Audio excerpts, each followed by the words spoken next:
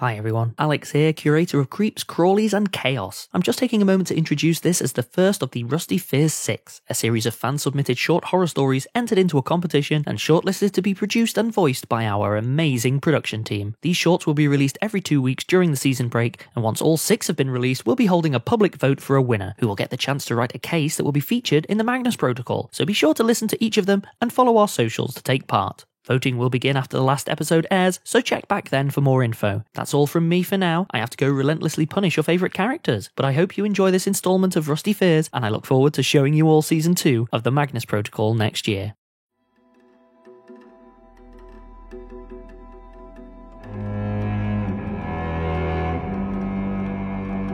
Hollow by Sam Leisure.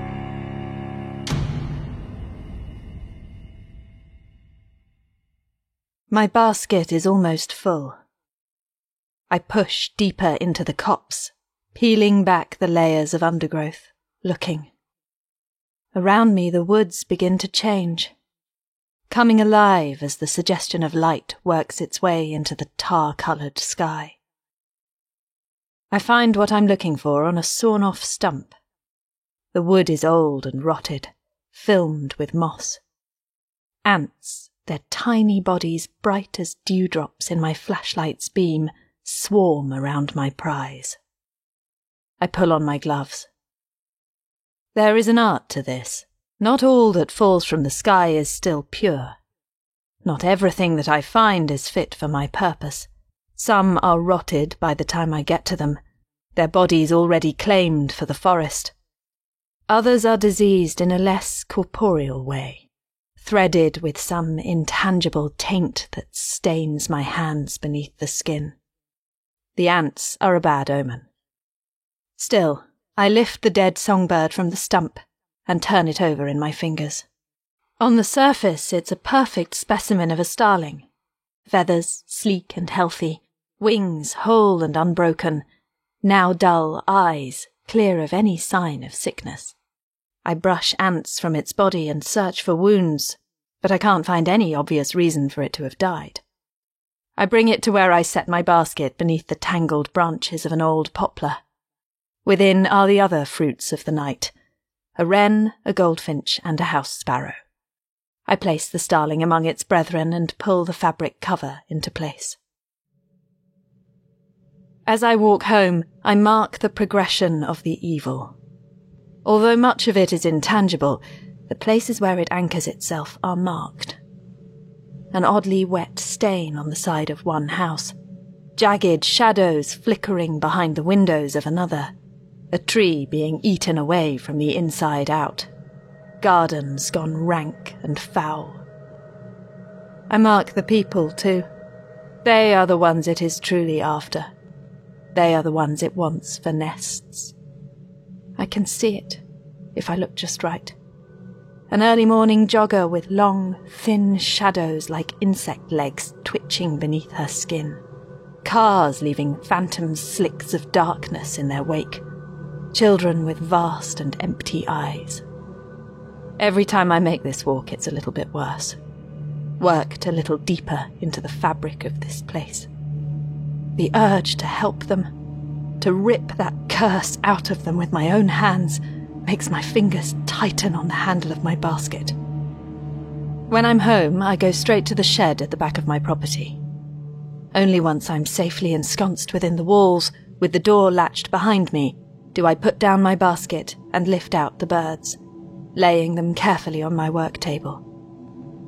The powerful array of LEDs set into the ceiling casts everything in a flat yellow-white glow, turning my hands, my tools, my birds two-dimensional. My shed is larger than it looks. I stand in the small front section, occupied only by a tool chest and a modest work table curled against one wall. The majority of the space is taken up by the work. It hovers over the dirt floor, suspended from the ceiling by spider strands of fishing line. Vaguely humanoid with long, simian arms and twisting, many-jointed legs, it's about the size of a large dog. Every piece of it is composed of my finds, built of soft wings, beady eyes, pointed beaks. tiny, grasping claws. It is almost perfect, though the head is still incomplete. Light splinters over it, catching on the exposed mosaic of delicate bone. It is our salvation. It is almost done. I get to work. The first task is akin to ordinary taxidermy, splitting open their bodies, cleaning them, removing what needs to be removed, filling them with bundles of dried herbs. I use the bones when I can. The excess I bury. I decide that the starling's wings will go toward fleshing out the chest. As my hands begin the familiar tasks of cutting, stitching, attaching, smoothing, I think about signs. The birds were the first one, of course. They usually are. Dropping from the sky like stones. No apparent reason for death, littering the streets with small puffs of feather. Next came the gardens, plants going soft and rotten, leaves veined with grey and red, roots coated with a foul-smelling black ichor. Dogs went lame. Children cried in the night. Streetlights died with unprecedented frequency. Then it started sinking its teeth into the populace. Most people are blind to the signs. I see them, going about their day, oblivious to the fact that it crawls beneath their skin. I don't blame them for this. Their ignorance isn't their fault. I will help them. I will protect them. I am the only one who can keep them safe. Later, I stand in my kitchen looking out at the street. I watch through the window of the house across from mine as the family eats their dinner. The filaments of sickness threading their food, pulsing. I've seen them on the street. The rot already gums beneath the father's nails and twines around the mother's wrists. Night settles among the houses like water sinking into sand. One by one, the lighted windows go out. The streetlight directly across from me flickers, illuminating for just a moment some skulking shadow before sputtering into darkness. It could have been a fox, or perhaps a stray dog. I leave the family to their meal and draw the curtains closed. Something strikes the window. Around me, the house is still and silent, familiar shadows making comfortable shapes in the dark. The curtain flutters in the draught. The quiet is vast and unending. I flick on the porch light and step outside. Beneath the kitchen window, a cardinal twitches, his feathers the colour of spilled blood in the dark. Kneeling, I cup him in my palms, looking for injuries. Nothing seems to be broken, and already he's shaking off the shock, his small eyes bright and animal. From the direction of the shed, something unfurls. A feeling, a sound, a presence. A shadow song composed of wings and bones. It presses against my senses, filling my head with white noise, and I understand. I tell myself the cardinal would have died anyway. I tell myself it's for a greater cause. I tell myself a lot of things. The next morning, I can't find any birds, alive or dead. The trees are barren and stark against the empty sky, the wind devoid of its normal trickle of song. It's not the first time I've returned with an empty basket since I started my work, but it is the first time I see the birds' nests on my way home abandoned. The chicks inside either very quiet or gone. Meanwhile, the shadows cluster more thickly around the bases of the houses. Meanwhile, I can taste the rot seeping beneath the skin of the town, feel the pulsing, writhing thing that has no right to be here. Then something makes me look up, into the hard glare of the morning sky, and I see it. It hangs above the town, a serpentine helix, an inward-turning cloud.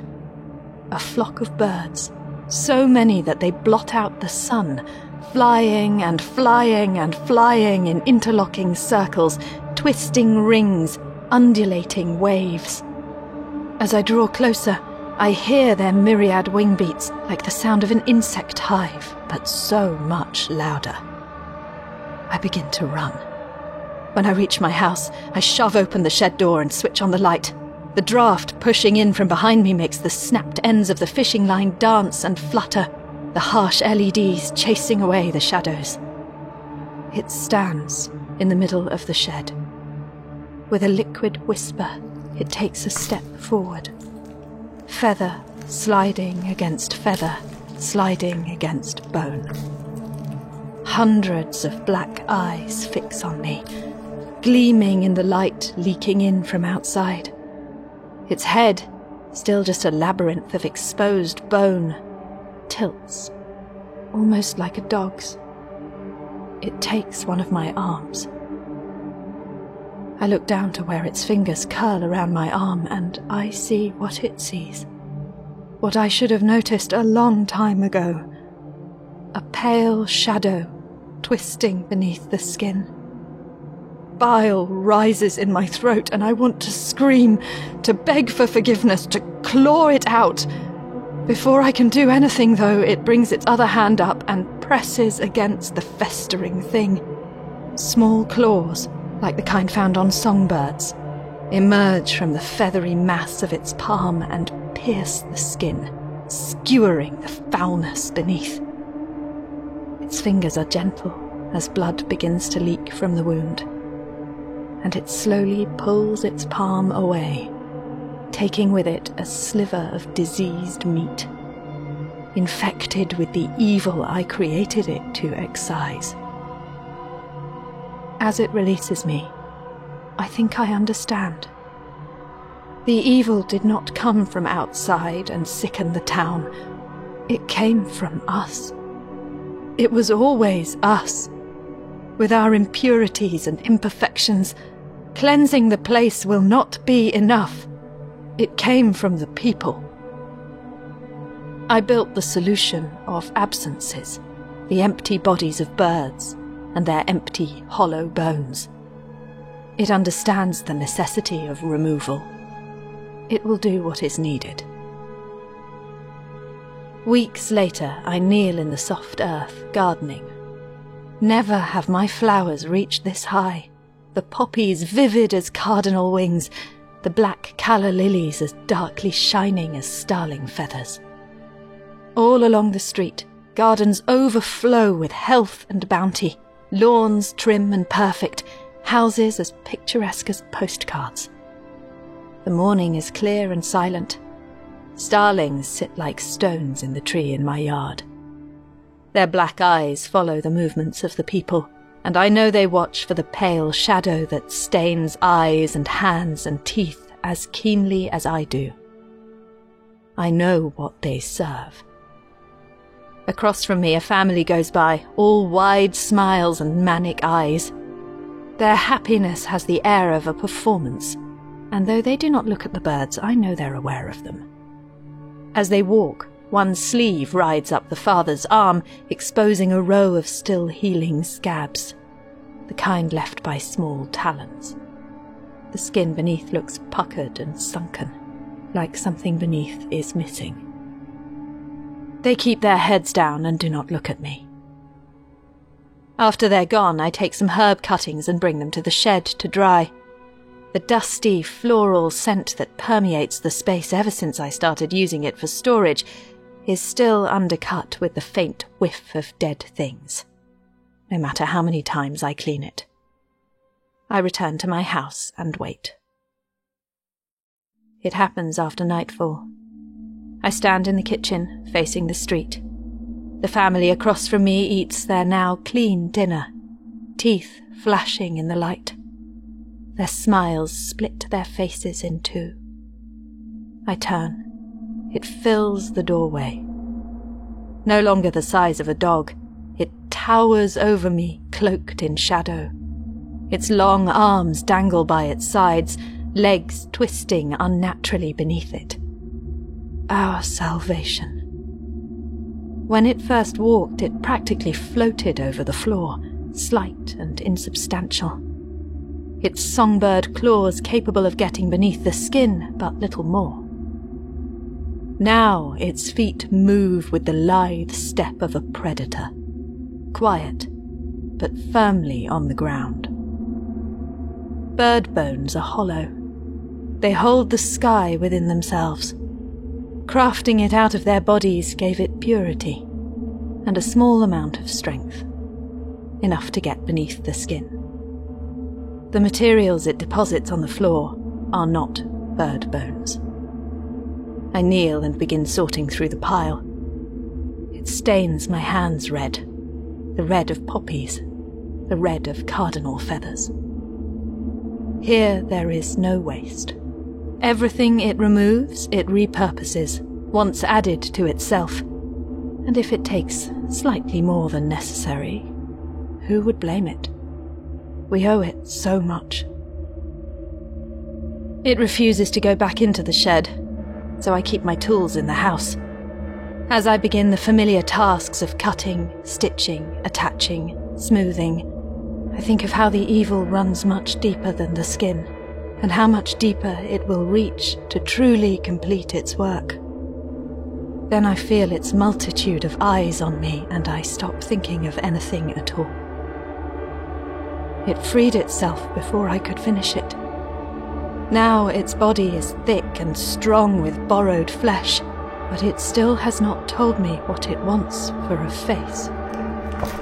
It is almost completed. It is so very beautiful. I am so very afraid.